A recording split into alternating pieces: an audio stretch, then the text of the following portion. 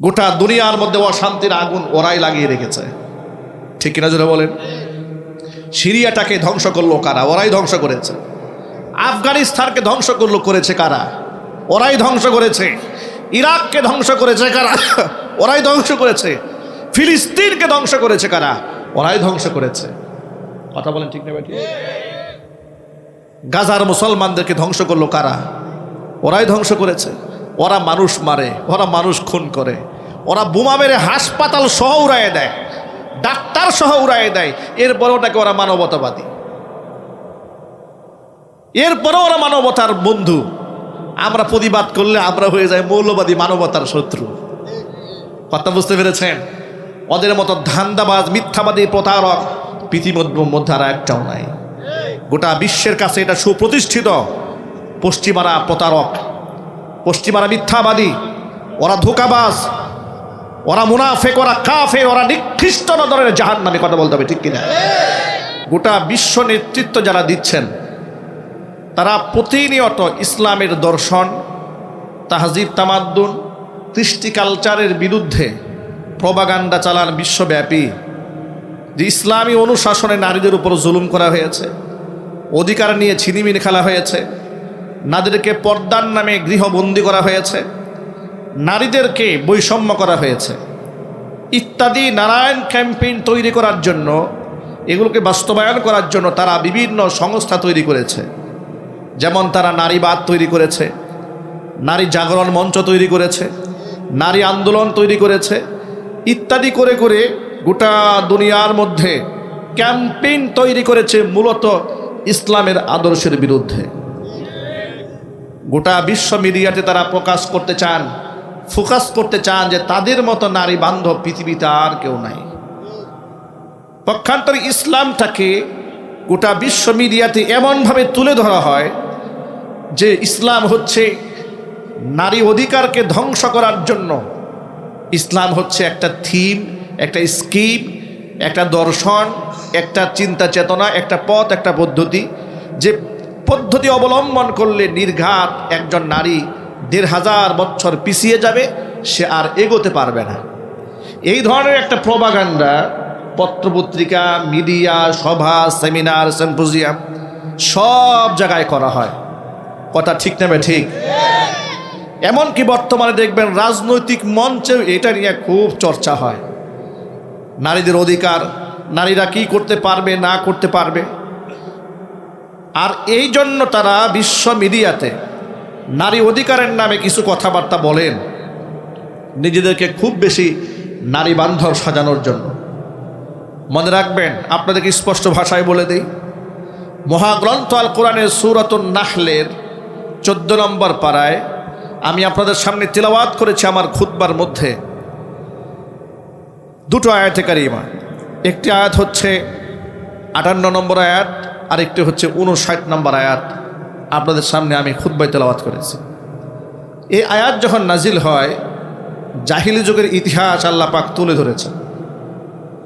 আল্লাহ পাক বলেছেন, ওয়াইদা বুশিরা আহাদুহুম বিল উনসা, নারীদের অবস্থা এমন বেগতিক ছিল পৃথিবীতে, যখন কোনো পিতাকে এই কথা বলে সুসংবাদ দেওয়া হতো যে তোমার মেয়ে হয়েছে, যাল্লা ওয়াজহুহু মুসওয়াদ্দান, চেহারা হয়ে যেত কালো, ওয়াহুয়া কাযীম, মারাত্মক ব্যথিত হতো, এত কষ্ট পেত, এতটা লজ্জা পেত, ইয়াতাওয়ারা মিনাল কওমি, এলাকার মানুষকে সে মুখ দেখাইতো না। কি জন্য? মিন সুই মা বুশিরা বিহি, তাকে যে দুঃসংবাদ দেওয়া হয়েছে, নাউজুবিল্লাহ পড়েন, মেয়ে হয়েছে, এটা নাকি দুঃসংবাদ। এই দুঃসংবাদ কানে নিয়ে লজ্জায় সে এলাকায় মুখ দেখাইতো না। ইয়াতাওয়ারা মিনাল কওমি মিন সুই মা বুশিরা বিহি, এরপরে সে ভাবতো, আয়ুমসিকুহু আলা হুনিন, আমি কি দুনিয়ার লাঞ্ছনা গঞ্জনা, সমাজের মানুষের তিরস্কার ভৎসনা শুনে সহ্য করে মেয়েটাকে বাঁচিয়ে রাখবো? আমি ইয়াদুসুহু ফিত তুরাব, নাকি এরে আমি জিন্দা মাটির নিচে পুঁতে ফেলবো। আলা সাআ মা ইয়াহকুমুন, আল্লাহ বলছেন এদের বিচার কার্য কতই না নিকৃষ্ট ছিল। যেই সমাজের অবস্থা এমন ছিল, কন্যা সন্তান জন্মগ্রহণ করা মানুষ আজন্ম পাপ মনে করত, সেই সমাজের মধ্যে আল্লাহর নবী রাহমাতুল লিল আলামিন ঘোষণা করলেন, যে ঘরের মধ্যে প্রথম কন্যা সন্তানের জন্ম হয়, আসমানের রহমতের সবগুলি দরজা আল্লাহ ওই ঘরের জন্য উন্মুক্ত করে দেয়। সেই সমাজে আল্লাহর নবী রাহমাতুল লিল আলামিন ঘোষণা করলেন, যে ব্যক্তিকে আল্লাহ 3টি কন্যার সন্তান দান করেন, কিয়ামতের ময়দানে ওই 3 কন্যার বাবা আর আমি মুহাম্মদ সাল্লাল্লাহু আলাইহি সাল্লাম জান্নাতের মধ্যে এই রকম পাশাপাশি অবস্থান করব। ভাবুন নারীদের মর্যাদা কোথা থেকে আল্লাহর নবী কোথায় নিয়ে আসলেন। বুখারী শরীফের একটা হাদিসের মধ্যে এসেছে, উম্মুল মুমিনিন মা আয়েশা সিদ্দিকা রাদিয়াল্লাহু তাআলা আনহা হাদিসের রাবি।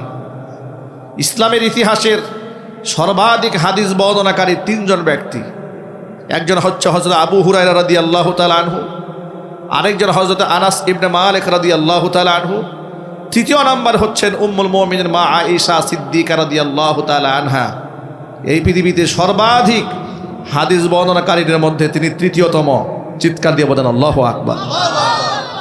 ইসলামে মা বোনদের শিক্ষা অবহেলা করা হয়নি।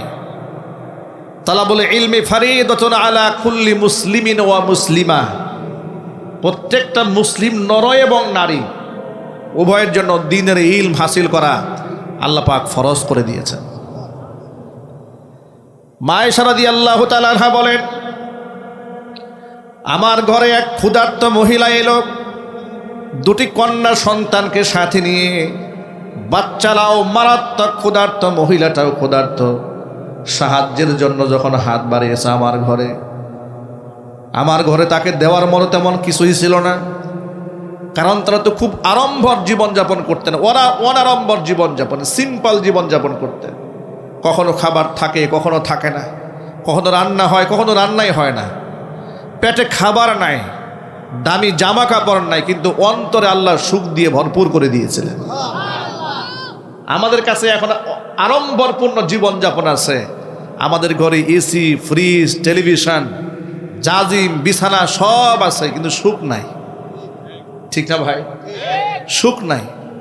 যার ধরুন বিল গেটসের বউ চলে যায়, পৃথিবীর শ্রেষ্ঠ ধনী তার বউ চলে যায়, সিনেমার নায়ক নায়িকা কি এক একজন অপরূপ চেহারা, কি রূপ লাবণ্য, কি তাদের ফেমাস, কি তাদের সমাজ ব্যবস্থা, কেমন সম্মান। ওরা বাথরুমে গেলেও সাংবাদিকরা ছবি তুলে প্রচার করে। ঠিক না ভাই? ঠিক। এদের সংসার ঠিক নাই 6 মাসে, এদের কি নাই? সব আছে, শুধু রবের সাথে সম্পর্ক নাই। ঠিক কিনা বলেন? রবের সাথে সম্পর্ক নাই, এরা সুখের সন্ধানও পায় না। উম্মুল মুমিনিন মা আয়েশা রাদিয়াল্লাহু তাআলা আনহা বলেন, মহিলাটি আমার ঘরে এসে যখন সাহায্যের জন্য হাত বাড়ালো, আমি তাকে দেওয়ার মতো তেমন কিছুই আমার ঘরে ছিল না, শুধুমাত্র কেবলমাত্র একটা খেজুর ছিল আমার ঘরে খাওয়ার মতো।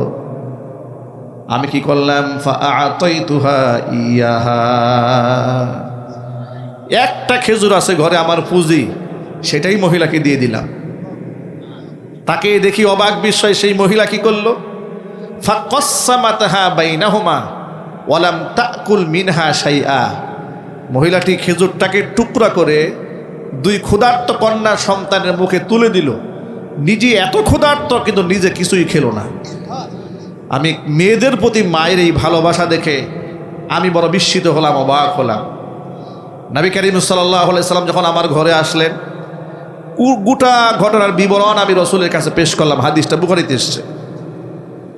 আল্লাহর নবী আমার কাছ থেকে পুরো ঘটনার বিবরণ শোনার পরে হুজুর কি বললেন শুনুন। নবীজি বললেন, মানুবু তুলিয়া বিহাদিহিল বানাতি মিন শাইইন কুন্না লাহু সিতরাম মিনান নার। আয়েশা রে শোনো, এই দুনিয়াটা আল্লাহ পাক যাদেরকে কন্যা সন্তান দ্বারা পরীক্ষা করেন, এক কথায় কন্যা সন্তান নামক নিয়ামত আল্লাহ পাক যার ঘরে দুনিয়াতে দান করেছেন, কিয়ামতের ময়দানে এই কন্যা সন্তানগুলো আল্লাহর দরবারে দাঁড়িয়ে থাকবে পিতামাতার জন্য ঢাল স্বরূপ। বাপ মাকে এই কন্যা সন্তানগুলো জাহান্নামের আগুনে পুড়তে দেবে না। এটা যদি বলেন সুবহানাল্লাহ। কন্যা সন্তানদেরকে নবী করিম সাল্লাল্লাহু আলাইহি ওয়াসাল্লাম প্রতিনিয়ত নিয়ামত হিসেবে উল্লেখ করেছেন। কোথাও অবজ্ঞা করা হয় নাই, কোথাও তুচ্ছ তাচ্ছিল্য করা হয়নি, কোথাও ব্যঙ্গ বিদ্রুপ করা হয়নি। ব্যঙ্গ করবেন দূরের কথা, আল্লাহর নবী সাহাবীদেরকে বলেন, ও সাহাবীরা শোনো, তোমরা কন্যাদেরকে গালি দিও না, মনে রেখো আমি মুহাম্মদ সাল্লাল্লাহু আলাইহি সাল্লাম কন্যাদের পিতা। মেয়েদেরকে গালি দিও না, তাদেরকে অবজ্ঞা করো না, তুচ্ছ তাচ্ছিল্য করো না, ব্যঙ্গ বিদ্রুপ করো না, আদর সোহাগেও যেন ঘাটতি না হয় সেই ব্যাপারে খেয়াল রেখো। একবার নবীজি সাল্লাল্লাহু আলাইহি সাল্লাম একটা মজলিসে বসে আছেন, এই যে আপনারা যেমন বসে আছেন, এই কিছু কিছু লোক নতুন নতুন আসতেছে, ঠিক এইরকম একটা মজলিসে একজন সাহাবী এলেন, রসুলের সামনে বসলেন। বসার পরে পরক্ষণে তার ছোট্ট একটা ছেলে সন্তান, পুত্র সন্তান তার সামনে এসেছে। সাহাবী পুত্র সন্তানটাকে গালে মুখে চুমু দিয়ে কুলে বসিয়ে দিলেন। কিছুক্ষণ পরে ওই একই সাহাবীর আর একটা মেয়ে সন্তান আসছে, রসুল কথা বলছিলেন। এমন সব মেয়ে সন্তান যখন এসেছে, হুজুর তখন এই সাহাবী মেয়েটাকে কুলেও নেয় নাই, চুমুও দেয় নাই, এমনিতে বসিয়ে দিয়েছে। রাহমাতুল্লিল আলামিন ভর মজলিসে খুতবা বন্ধ করে সাহাবীকে জিজ্ঞেস করলেন, হাল্লা সাওয়াইতা বাইনাহুমা, ব্যাপারটা কি? ছেলেটাও তোমার, মেয়েটাও তোমার। আল্লাহু আকবার বলেন। আল্লাহর নবী কখনো কাউকে হিট করে কথা বলেন নাই, কষ্ট দিয়ে কথা বলেন নাই। এখানেও নবীজি এখানে কষ্ট দেওয়ার উদ্দেশ্য নয়, ভজ মজলিসে এই মেসেজটা পৌঁছে দেওয়ার উদ্দেশ্য হচ্ছে সকলেই যেন এখান থেকে সবক শিক্ষা গ্রহণ করে। হুজুর জিজ্ঞেস করলেন, হাল্লা সাওয়াইতা বাইনাহুমা, ছেলেটাও তোমার, মেয়েটাও তোমার। ছেলেটি যখন তোমার কাছে এসেছি, গালে মুখে চুমু খেয়ে কুলের মধ্যে বসালে, মেয়ে সন্তানটা যখন এলো, চুমাও খেলে না, কুলেও নিলে না, বৈষম্য করলে কেন? জবাব দাও, কেন বৈষম্য করলে ছেলে এবং মেয়ের মধ্যে? একজনকে চুমু খেলে কুলে তুলে নিলে, আরেকজনকে চুমু খেলে না, কুলেও নিলে না, সামনে বসিয়ে দিলে। ইত্তাকিল্লাহ, আল্লাহকে ভয় করো। ওয়াদিলু ফি আবনাইকুম, সন্তানদের মধ্যে সমতা রক্ষা করো। শুধু সম্পদ বন্টনে নয়, আদর সুহাগেও যেন তুমি এক চোখে দুই রকম না দেখো। সন্তান ছেলে বলে বেশি মহব্বত করবে, মেয়ে বলে কম ভালোবাসবে, এইরকম আদর্শ যেন তোমার না হয়। জোরে বলেন আল্লাহু আকবার। ইসলামে কি নাই ভাই বলেন তো? এত খুঁটিনাটি ছোট্ট ছোট্ট বিষয়গুলো ইসলাম আমাদেরকে উপহার দিয়েছে। ইসলাম আমাদেরকে গোটা একটা জীবন দর্শন দান করেছে। নবী করিম সাল্লাল্লাহু আলাইহি সাল্লাম বাচ্চাদেরকে মহব্বত করতেন, ভালোবাসতেন, স্নেহ করতেন। আমার ভাইয়েরা, আপনারা বলেন তো, একজন মুসলমানের জন্য ঈমান আনার পরে, মুসলমানিত্ব গ্রহণ করার পর, নামাজের চাইতে দামি কোনো ইবাদত কি আর আছে? জোরে বলেন। নামাজ হচ্ছে দ্বীনের খুঁটি। আস-সালাতু ইমাদুদ্দিন, নামাজ দ্বীনের খুঁটি। আল্লাহ নবী বলেন, মান আকামাহা আকামাদ্দিন, যেই ব্যক্তি নামাজ কায়েম করে সেই ব্যক্তি দ্বীন কায়েম করে। ওয়ামান হাদামাহা আদামাদ্দিন, যেই ব্যক্তি নামাজকে ধ্বংস করে দেয় সেই ব্যক্তি তার দ্বীনকেই ধ্বংস করে দেয়। বেনামাজিকে মুসলমান বলা কঠিন, বেনামাজিকে মুসলমান বলা যায় না। মুসলমানিত্ব টিকিয়ে রাখার জন্য নামাজ হচ্ছে শর্ত। নামাজ কোনোভাবে বাদ দেওয়া যায় না। সেই নামাজও একজন বান্দার উপরে ফরজ করা হয়েছে 10 বছরের পরে। সুবহানাল্লাহ বলবেন না? বালেগ হওয়ার পরে নামাজকে ফরজ করা হয়েছে। ব্যক্তি যখন ছোট হয় 7 বছর, নবী করিম সাল্লাল্লাহু আলাইহি সাল্লাম বলেছেন, তোমরা তোমাদের সন্তানদেরকে 7 বছর বয়সে মুরু আওলাদাকুম বিস-সালাতি ওয়া হুম 7 সিনিন, 7 বছর বয়সে নামাজের তালকিন দাও, তালিম দাও, নির্দেশ প্রদান করো। 10 বছর যখন হয়ে যাবে তখন নামাজ যদি না পড়ে তাহলে প্রহার করো। এর মানে বালেগ হওয়ার আগ পর্যন্ত নামাজ নির্ধারিত ফরজ হয় না। 7 বছর বয়সে বাচ্চাদেরকে আদর সোহাগ করে নামাজের অভ্যস্ত করার জন্য নবী করিম সাল্লাল্লাহু আলাইহি সাল্লাম নির্দেশ প্রদান করেছেন। 7 বছরের আগে নামাজের মতো গুরুত্বপূর্ণ ইবাদত আমাদের সন্তানের উপর আল্লাহ পাক চাপায় দেন নাই। জোরে করেন আল্লাহু আকবার। 7 বছরের আগে আমাদের এই গোটা পৃথিবীর সমস্ত নারী পুরুষের জন্য, বাচ্চা শিশুদের উপরে আল্লাহ রাব্বুল আমিন নামাজ বাধ্যতামূলক করেন নাই, বাচ্চাদেরকে ছাড় দিয়েছেন। হুজুর বলেছেন আদিবুহুম ওয়ালা তুআজ্জিরুহুম, সন্তানদেরকে আদব শেখাও কিন্তু ওদেরকে পিটাইও না। আমরা কিন্তু আমাদের সন্তানদেরকে পিটাই, মারি, গালমন্দ করি, আঘাত করি, মেজাজের ভারসাম্য আমরা হারাই ফেলি। ইসলাম শিশু বাচ্চাদেরকে কিভাবে লালন পালন করবেন তারও দিক নির্দেশনা দান করেছেন। আল্লাহর নবী সাল্লাল্লাহু আলাইহি ওয়াসাল্লাম সিজদায় পড়ে আছেন ঘরের ভিতরে। এমন সময় হুজুরের কলিজার টুকরা দুই নাতি হাসান এবং হুসাইন রাদিয়াল্লাহু তাআলা আনহুমা সাইয়্যিদা শাবাবি আহলিল জান্নাহ, দুইজনে রাসূল পাক সাল্লাল্লাহু আলাইহি ওয়াসাল্লামকে ঘোড়া বানায়া হুজুরের কাঁধের উপর বসেছে গিয়ে। নবীজি পড়ে আছেন সিজদায়, হাসান হুসাইন হুজুরকে ঘোড়া বানায়া রাসূলের কাঁধের উপর গিয়ে বসেছেন। আল্লাহ নবী সিজদায় পড়ে আছেন লম্বা সময়, এরা ঘোড়া বানায় খেলতেছে, বাচ্চারা যা করে আর কি। আপনি ঘরে নামাজ পড়ে দেখেন, আপনার ছোট্ট বাচ্চা থাকলে আপনার কান দিকে উঠবে। আজকেও জোহরে নামাজের পরে আমি সিজদায় পড়ে আছি, আমার মেয়ে আমার কাঁধের উপর আমার ঘোড়া বানায় বসে আছে। যতবার উঠে ততবার আমার ওই হাদিসটা মনে পড়ে। নবী করিম সাল্লাল্লাহু আলাইহি ওয়াসাল্লাম সিজদায় পড়ে আছেন, হাসান হুসাইন কাঁধে গিয়ে বসছেন। ফাতেমাতুজ জাহরা রাদিয়াল্লাহু তাআলা আনহা ধমক দিয়ে হাসান হুসাইনকে ঘাট থেকে নামাই দিয়া ঘর থেকে বের করে দিয়েছেন। আল্লাহর নবী নামাজ ছাড়লেন। নামাজ ছেড়ে দেওয়ার পরে, শেষ হওয়ার পরে ফাতেমাকে ডেকে বলেন, ফাতেমা রে, হাসান হুসাইনকে ধমক দিলে কেন, গালমন্দ করলে কেন? তিনি বললেন, আব্বাজান আপনি তো কষ্ট পাচ্ছেন, আপনি সিজদায় পড়ে আছেন, ওরা নামাজে ডিস্টার্ব দিচ্ছে আপনাকে।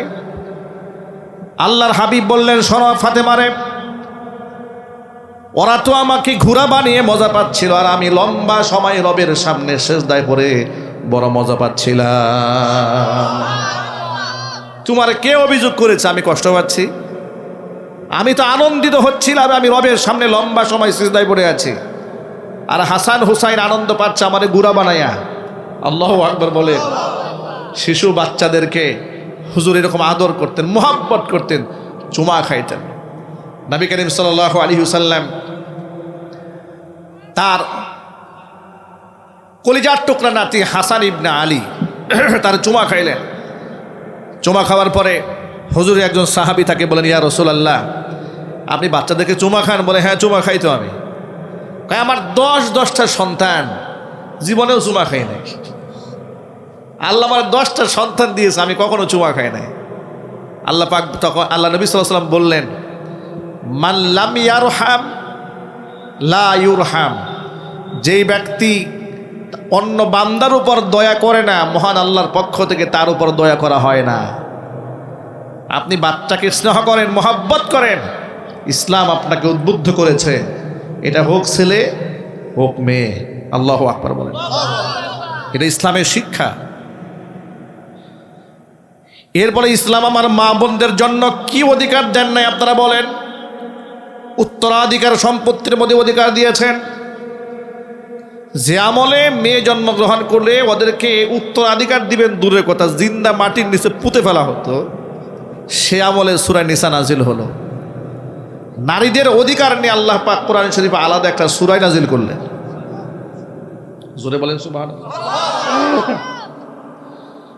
এরপর আল্লাহ পাক বললেন, লিররিজালি নাসীবুম মিম্মা তারাকাল ওয়ালিদানি ওয়াল আকরাবুনা ওয়ালিন-নিসাই নাসীবুম মিম্মা তারাকাল ওয়ালিদানি ওয়াল আকরাবুন মিম্মা ক্বাল্লা মিনহু আও কাসুরা নাসীবান মাফরুদা। লিররিজালি নাসীবুম মিম্মা তারাকাল ওয়ালিদানি ওয়াল আকরাবুন, কিংবা নিকটতম আত্মীয় স্বজন মরে যাওয়ার পরে পরিত্যক্ত সম্পত্তির মধ্যে পুরুষের জন্য একটা অংশ আছে। অনুরূপভাবে পিতামাতা মরে গেলে নারীর জন্য একটা অংশ আছে। মিম্মা কাল্লা মিনহু আও কাসুরা, কোথাও কম আর বেশি, নাসীবাম মাফরুদা, এটা নির্ধারিত অংশ আল্লাহর পক্ষ থেকে করে দেওয়া হয়েছে। এটা জোরে বলতে হবে সুবহানাল্লাহ। কন্যা সন্তান হিসেবে তাদের জন্মের অধিকারকে নিশ্চিত করা হলো। আদর স্নেহের ক্ষেত্রে অধিকার নিশ্চিত করা হলো। কন্যা সন্তানের মহব্বতের ক্ষেত্রেও যেন বৈষম্য না হয়, অধিকার নিশ্চিত করা হয়েছে। উত্তরাধিকার সম্পত্তির মধ্যে অধিকার নিশ্চিত করা হয়েছে। এদেরকে সুশিক্ষায় শিক্ষিত করার জন্য ইসলাম তাগিদ দিয়েছে। সৎ পাত্রস্থ করতে উদ্বুদ্ধ করা হয়েছে। নারীকে পর্দার মধ্যে রাখার জন্য উদ্বুদ্ধ করা হয়েছে। আবার উত্তরাধিকার সম্পদ বন্টনের হিসাবটাও আল্লাহ পাক কোরআনে আয়াত নাজিল করে সূরাতুন নিসার 11 নম্বর আয়াতে ডিটেইলস বর্ণনা করে দিয়েছেন।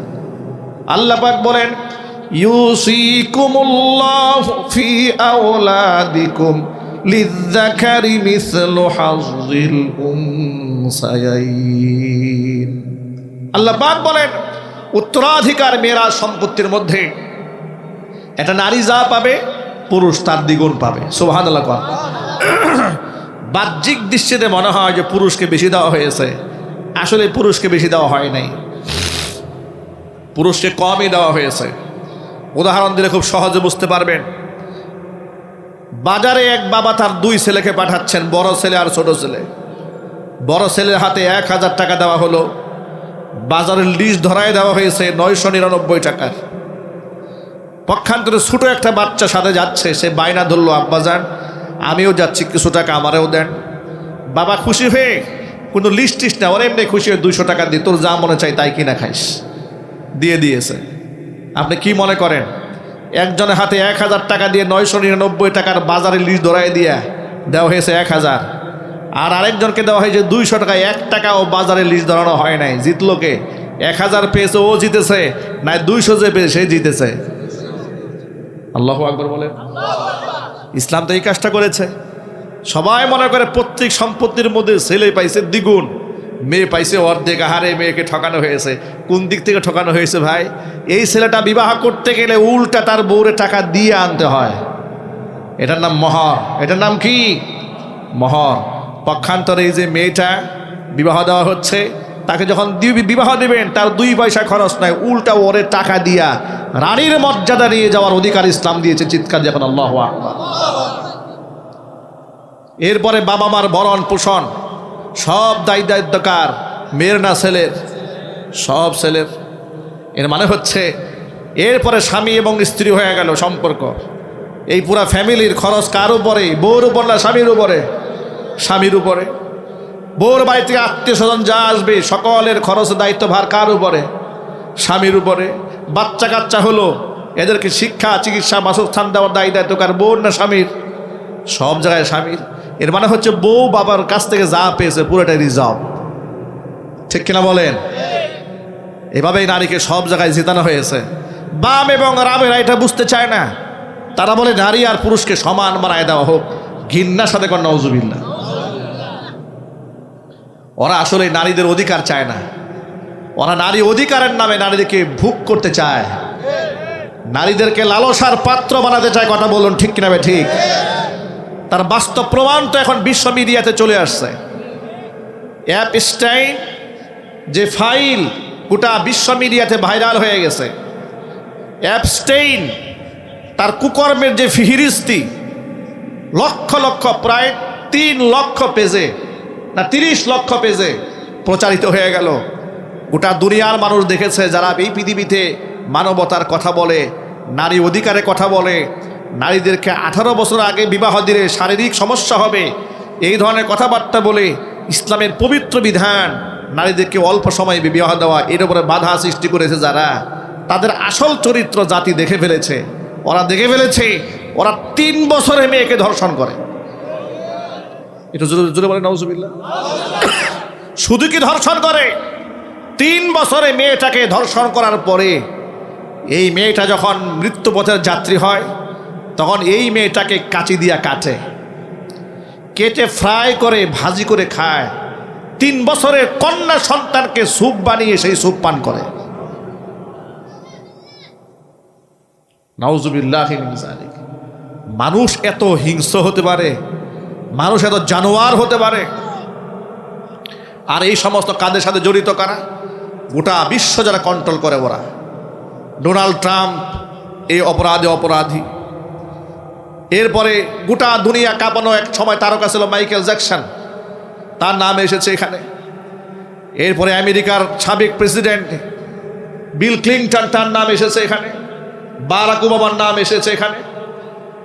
এরপরে গোটা দুনিয়ার মানুষরা যাদেরকে বিজনেস হোল্ডার হিসেবে আইকন মনে করে, আইডল মনে করে,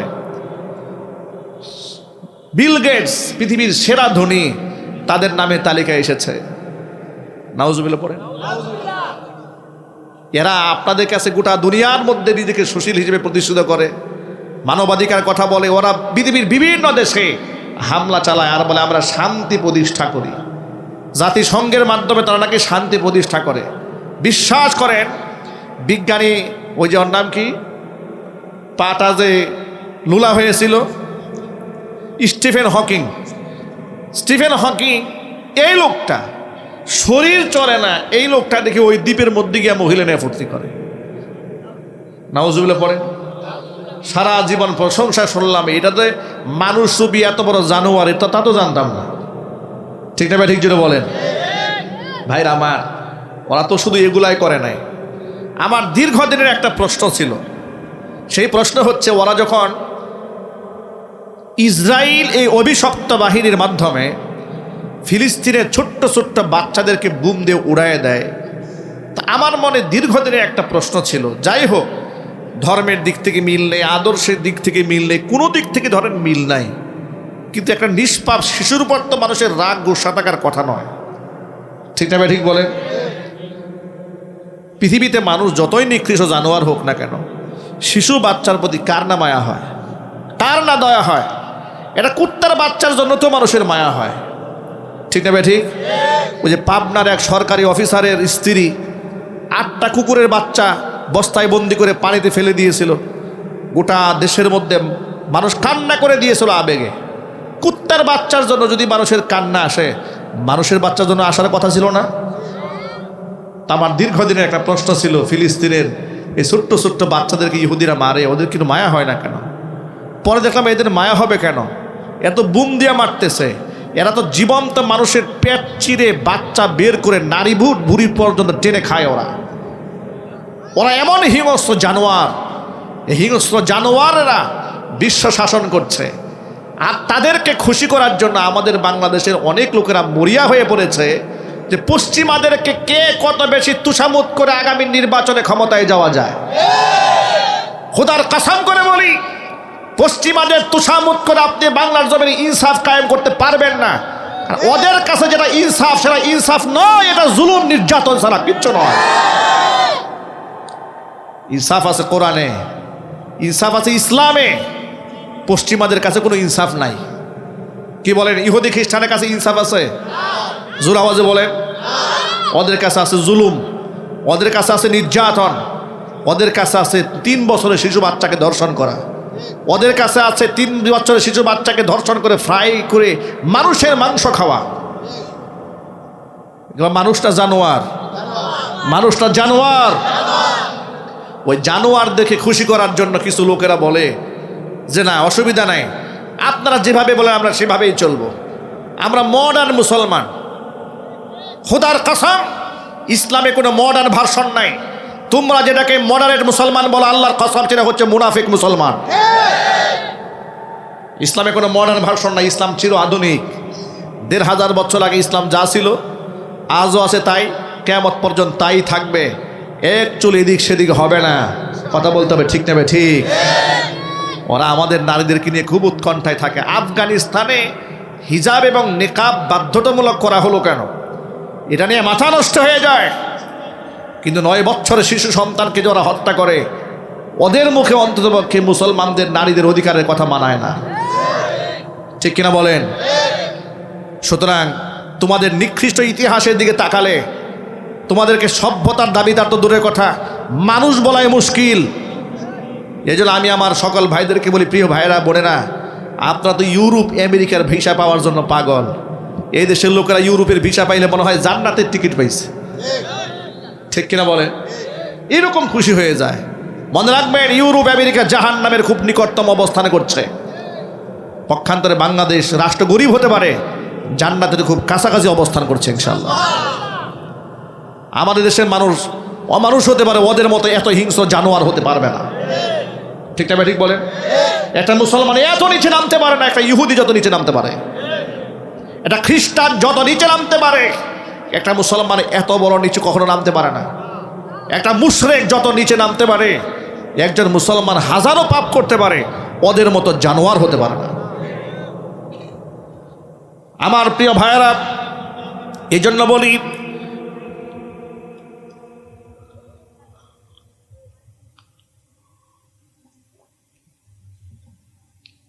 পশ্চিমারা কোনোদিন ইসলামের আদর্শের উপরে খুশি হবে না।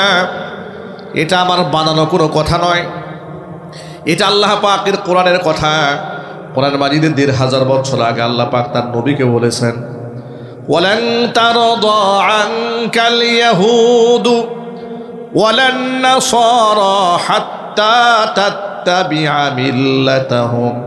ও নবীজি, ইহুদি আর খ্রিস্টানেরা কশিনকালেও তারা আপনার উপর সন্তুষ্ট হবে না। হাত্তা তাত্তাবিআ মিল্লাতাহুম, আপনি যতক্ষণ না পর্যন্ত নিজের ধর্ম বাদ দিয়া ওদের ধর্মের অনুসারী না হবেন ততদিন পর্যন্ত ইহুদি খ্রিস্টানরা আপনার উপর খুশি হবে না। এখান থেকে একটা মূলনীতি মেনে নেন, ইউরোপ আর আমেরিকা যদি বাংলাদেশের কোনো দলের উপর সন্তুষ্ট হয় আপনি বুঝবেন ওই দলের উপর আল্লাহ নারাজ হয়ে গেছে। কথা বুঝেন নাই মনে হয়? ওই দল আর ইসলামের আদর্শে নাই। ইসলামের আদর্শে যে দল থাকবে তার উপর আমেরিকা কোনোদিন খুশি হতে পারে না। কথা ঠিক না ঠিক বলেন? ইসলামের আদর্শ যে মানবে আমেরিকা তারে মৌলবাদ বলবে। আমেরিকা যারে মৌলবাদ বলে আল্লাহর কসম সে হকের উপরে আছে। আর আমেরিকা যাকে আধুনিক মুসলমান বলে ও মুসলমান না মুনাফেক। ও কি জুড়ে বলেন? ও মুনাফেক। আমেরিকার কাছ থেকে আমার ইসলামের সার্টিফিকেট নিতে হবে না। আমি মৌলবাদী নাকি এর সার্টিফিকেট কোরআন থেকে নেব, ইসলাম থেকে নেব।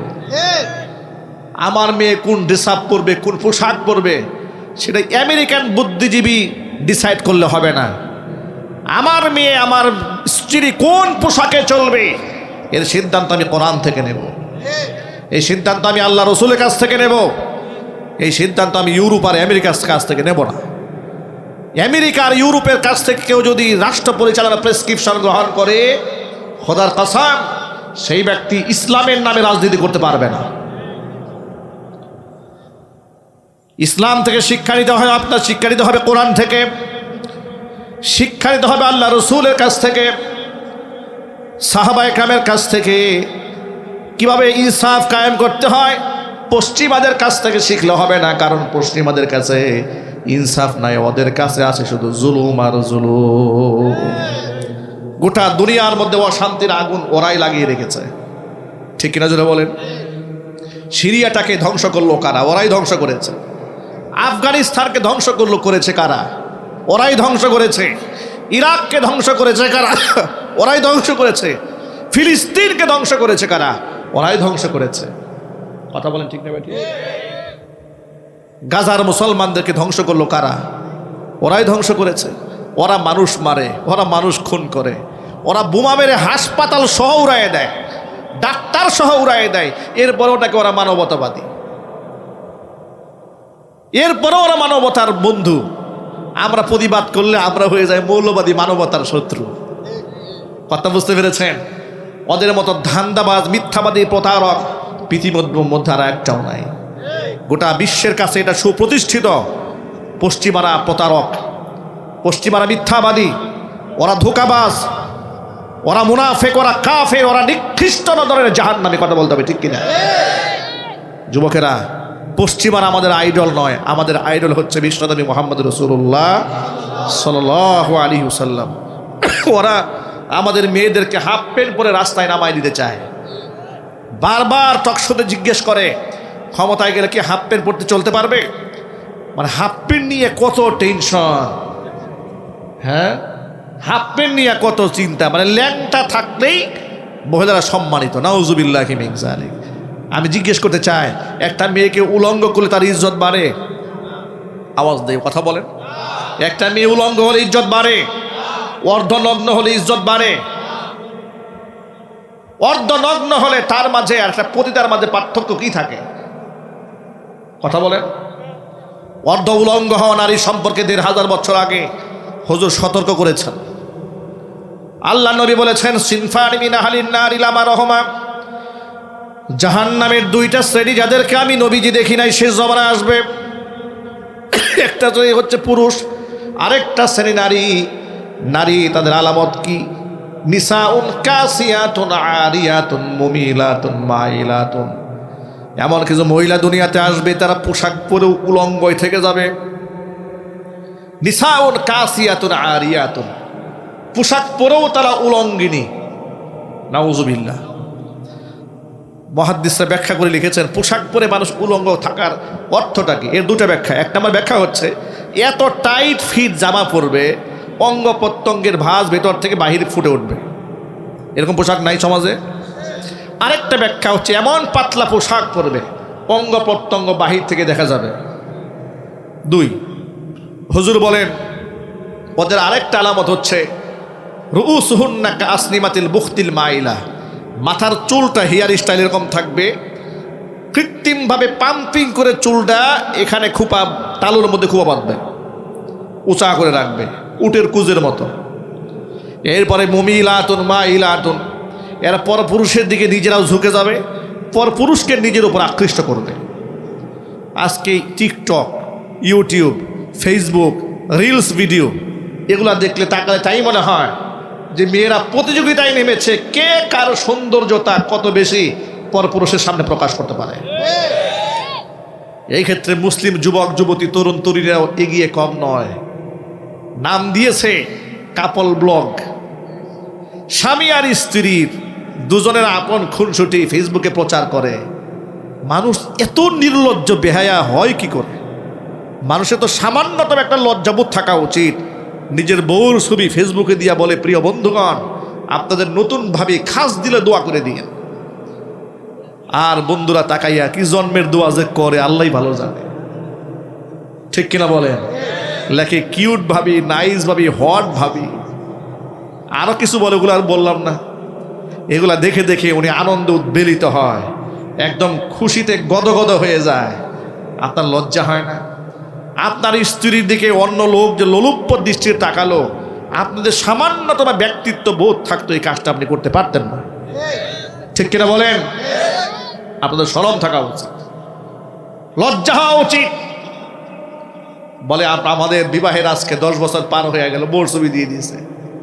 5 বছর পার হয়ে গেছে, বউর ছবি দিয়ে দিয়েছে। মেয়ে হয়ে গেছে, মেয়ের বয়স হয়ে গেছে 18 বছর। মেয়ে ইউনিভার্সিটিতে অথবা কলেজে ভর্তি হয়েছে, কলেজ পড়ুয়া মেয়ে, গ্র্যাজুয়েট কমপ্লিট করেছে 22 বছর 23 বছর বয়সে। ছবি ফেসবুকে দিয়ে সবাই খাস দিল দোয়া করবেন, মেয়ে তো বিরাট কাজ করে ফেলেছে, মাস্টার্স কমপ্লিট করে ফেলেছে, ছবি দিয়ে দিয়েছে। নির্লজ্জ বেহায়া। হাজার হাজার পরপুরুষের সামনে মেয়েটার ছবিটা দিয়ে দিলেন। কত মানুষ কত বাজে মন্তব্য করবে, কত কুনজরে তাকাবে। কথা বলেন ঠিক না ভাই? ঠিক বলেন। এই জন্য আল্লাহ নবী বলেন, সালাসাতুন কদ হাররামাল্লাহু আলাইহিমুল জান্নাহ, 3 শ্রেণীর মানুষের জন্য আল্লাহ পাক তার জান্নাতকে হারাম করে দিয়েছেন। 1 নাম্বার মধুমিনুল খামর, যারা মদ পান করে তাদের জন্য আল্লাহর জান্নাত হারাম। 2 নাম্বার ওয়াল আকুক, পিতামাতার অবাধ্য সন্তান যারা, তাদের জন্য আল্লাহর জান্নাত হারাম। 3 নাম্বার ওয়াদাইয়ুসুল্লাযী ইউকিরু ফি আহলিহিল খাবাস, ওই দায়ুস পুরুষের জন্য আল্লাহর জান্নাত হারাম যে দায়ুস পুরুষ তার অধীনস্থ নারীদেরকে বেপরদায় চালায়। আমরা কি দায়ুসের কাতারে নাম লেখাতে চাই? আজকের পর থেকে আমরা তওবা করলাম, আমরা আমাদের মেয়েদের ছবি, স্ত্রীদের ছবি কখনো ফেসবুকে দেব না। বলেন ইনশাল্লাহ।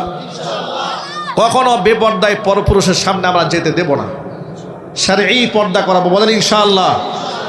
এর মধ্যেই রয়েছে সম্মান, এর মধ্যে রয়েছে ইজ্জত, এর মধ্যে রয়েছে ব্যক্তিত্ব। যে জিনিস সহজে আর সস্তায় পাওয়া যায় তার দাম থাকে না। আমি উদাহরণ দিয়ে বহু মাহফিলে বলি, আমাদের এলাকায় ছাগলের দাম একদম কম, কিন্তু হরিণের দাম খুব বেশি, ঠিক কিনা? দুটাই তো জানোয়ার, ঠিক না? দুটার মাংস খাওয়া যায় আছে, কিন্তু ছাগল এর কোনো দাম নাই। যেখানে সেখানে পাওয়া যায়, যেখানে সেখানে পেশাব পায়খানা করে, ইজ্জতটাই নষ্ট হয়ে গেছে। ছাগল দিয়ে লোকেরা গালি দেয়, তুই একটা ছাগল, আরেকজন ক্ষিপ্ত হয়ে বলে তুই একটা রাম ছাগল, আরেকজনে বলে তুই একটা পাঠা বেটা, ঠিক না? তো হরিণ দিয়ে কেউ গালি দেয় না, হরিণ দিয়ে প্রশংসা করে, তোকে দেখতে দারুণ সুন্দর লাগে, তোর চোখ তো টানা টানা সুন্দর হরিণের মতো, ঠিক না? দেখেছেন অনেক বছর আগে ঢাকায় আমার এক ভক্ত, আজ থেকে মিনিমাম 15-16 বছর আগের কথা, আমাকে বলে হুজুর বাসায় একটা হরিণ কিনে নিয়ে আসছি, আপনাকে দেখাবো। আমি মনে মনে ভাবলাম হরিণ কিনে নিয়ে আসছে আমাকে দেখাবে, মানেটা কি? আমাকে নিয়ে গেছে পার্কিংয়ে, গিয়ে দেখি সুন্দর একটা গাড়ি কিনে নিয়ে আসছে, গাড়িটা বেশ সুন্দর টিপটপ। আমাকে বলে হুজুর এটাই আমার হরিণ।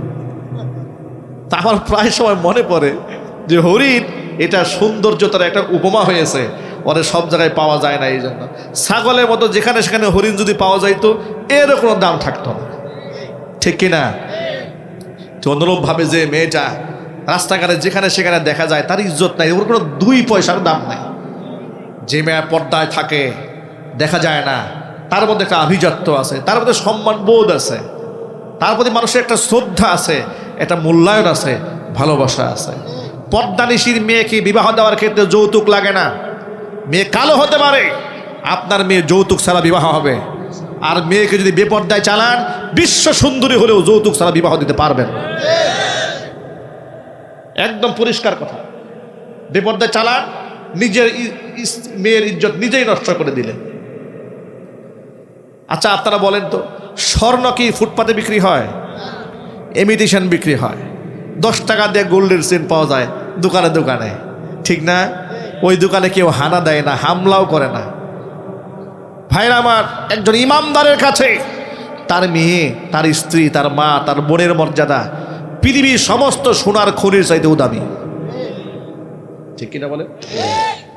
সুতরাং এই কথাগুলো আল্লাহ পাক আমাদের বোঝার তৌফিক দান করেন। কিয়ামতের ময়দানে আমরা আমাদের সন্তানদেরকে নিয়ে জান্নাতে যেতে চাই, ইনশাআল্লাহ বলেন। আগামীর বাংলাদেশটাকে আমরা একটা পবিত্র বাংলাদেশের রূপ দেখাতে চাই।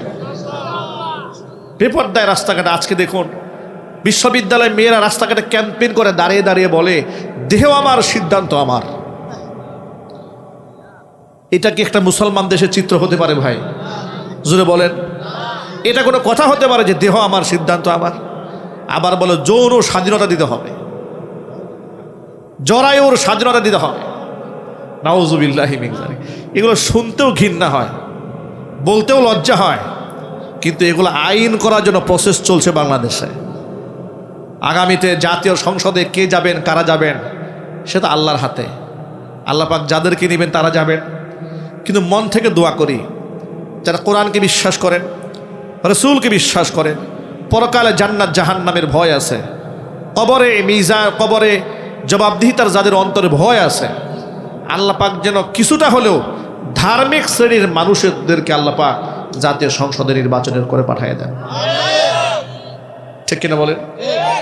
যার অন্তরে আল্লাহর ভয় নাই, এরা আপনি এমপি বানালেন, ও হবে জাতীয় চোর, ও হবে ডাকাত, ও হবে খুনি, ও আপনার রডের টাকা রডের পরে বাঁশ ঢুকায় ছেড়ে দেবে। ওর তো পরকাল নাই, ওর তো ওই চিন্তা নাই, ও বেগম পাড়ায় বাড়ি বানায় বসে থাকবে।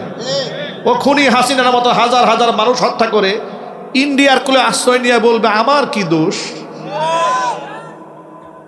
কল্পনা করা যায়, একটা মানুষ এতগুলো মানুষ খুন করে বলে আমার কি দোষ? এর যদি কোনো দোষ না থাকে, ফেরাউনের কোনো দোষ নাই, ঠিক না ঠিক? আশুলিয়াতে 5ই আগস্টের দিনে আপনারা দেখেছেন বিকালবেলা কয়েকজন ছাত্রকে খুন করে চ্যাংদোলা করে ঢিল দিয়ে ভ্যানের মধ্যে লাশগুলা তোলা হচ্ছে। ভ্যানের মধ্যে লাশ তুলে পেট্রোল দিয়ে আগুন ধরিয়ে লাশগুলাকে জ্বালিয়ে পুড়ে ছাই বানিয়ে দিয়েছে। সেই মামলায় আজকে কয়েকজনের ফাঁসি হয়েছে। সেই ফাঁসি হওয়ার পরে আদালত প্রাঙ্গণেই দেখলাম এক সাবেক এসআই চিৎকার করে কান্নাকাটি করতেছে, চিৎকার করে কান্না করছে, আর এক অজ্ঞান হয়ে যাওয়ার মতো অবস্থা হয়ে যাচ্ছে। মানে ফাঁসির রায় হওয়ার পরে তার জীবনের কত মূল্য সে বুঝতে পেরেছে যে আমি মরে যাই। আচ্ছা, আপনার জীবনে এত মূল্য, ফাঁসির রায় হয়েছে, আপনি পাগলপাড়া হয়ে গেছেন, যে মানুষগুলাকে আপনারা এতগুলো মানুষকে ঠান্ডা মাথায় খুন করলেন, ওদের জীবনে মূল্য নাই কি? হঠাৎ করে নিজের জীবনটাকে এত মূল্যবান মনে হয়? ফাঁসির রায় হয়ে গেছে, পাগল হয়ে গেছেন।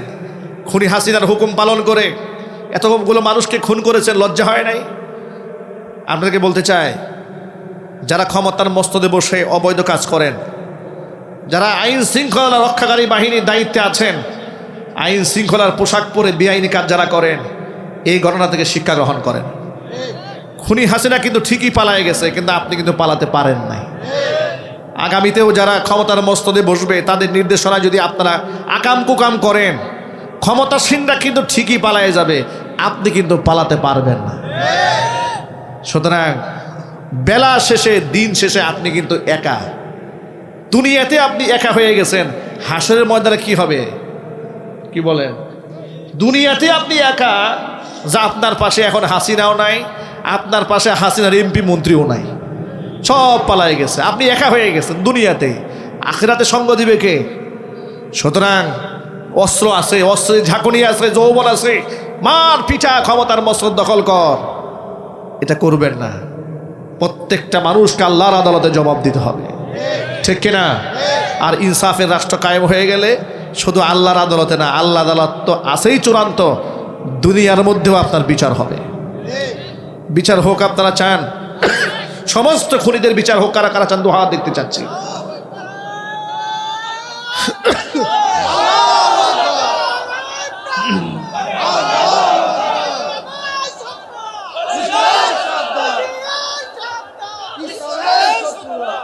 মহান আল্লাহ তাআলা আমাদেরকে ঐক্যবদ্ধ থাকার তৌফিক দান করেন। জাতীয় নির্বাচনের সময় হা না ভোট আসবে, আপনি কি নাতে ভোট দেবেন না হাতে? হাতে দেবেন। কারা কারা হাত দেখি তো? মাশাআল্লাহ, সব হাতে ভোট দেবেন। বাংলার জমিনে আর স্বৈরাচার পয়দা হতে দেওয়া হবে না, ঠিক না? ঠিক। ক্ষমতার মস্ত সারা জীবন দখল করবেন, তা হবে না। বংশ বংশ নেতা হয়ে যাবেন, তা হবে না। মামু বাড়ির আবদার আর চলবে না। এই জাতি এখন চোখে চোখ রেখে কথা বলতে শিখেছে।